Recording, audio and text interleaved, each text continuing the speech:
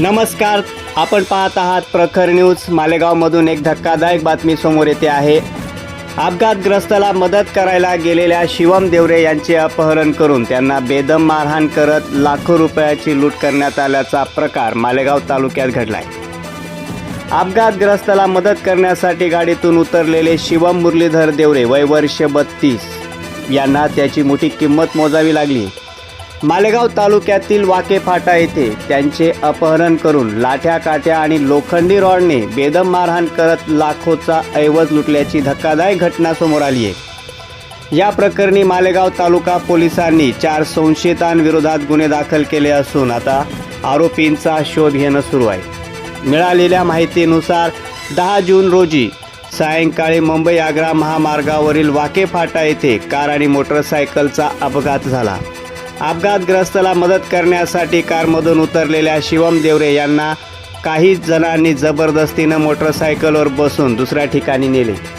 तेथे त्यांना लाट्या काठ्या आणि लोखंडी रॉडने बेदम मारहाण करण्यात आली। त्यानंतर त्यांच्याकडील ॲपल कंपनीचा मोबाईल, प्रत्येकी 1 तोळ्याच्या 2 सोन्याच्या अंगठ्या, 4 तोळ्याची सोन्याची चैन आणि 22,000 रुपयाची रोकड असा लाखोचा मुद्देमाल लुटण्यात आल्याचा आरोप करण्यात आलाय। तसेच शिवम देवरे यांच्या सुटकेसाठी त्यांच्या नातेवाईकांकडे पैशांचीही मागणी करण्यात आल्याचा आरोप होतोय। या हल्ल्यात गंभीर जखमी झालेले शिवम देवरे यांच्यावर नाशिक येथील रुग्णालयात उपचार सुरू आहेत। उपचार आणि तांत्रिक कारणांमुळे गुन्हा दाखल होण्यास विलंब झाला होता।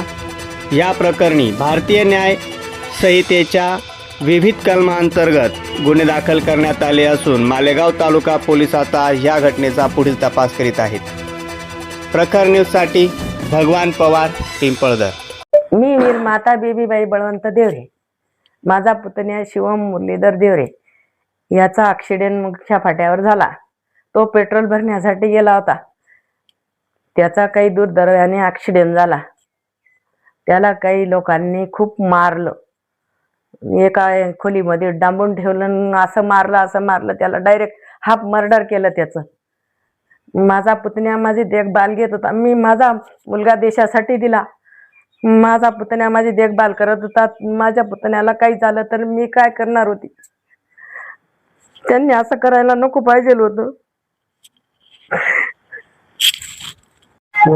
माझ्या पुतण्याला मारहाण करून हातातल्या मुंद्या काढून घेतल्या, निघत नव्हत्या। ते बाटल्या उघडायचं काय राहतं ना, त्याच्याने माझ्या बोराचे बोट मोडून टाकले शार्पनरने आणि गळ्यातली चेन पण काढून घेतली आणि मारहाण करून मी आणखी त्यांनी फोन केला तर पैसे घेऊन ये, तेव्हा आम्ही याला सोडू असं सांगितलं त्यांनी। पैसे घेऊन घेतले, माझ्या मुलाला मारून घेतलं। त्यांचे पैसे आम्ही देऊन दिले असते, खर्च काय झाला असता तो, पण असं मारायला नको पाहिजे होतं त्यांनी।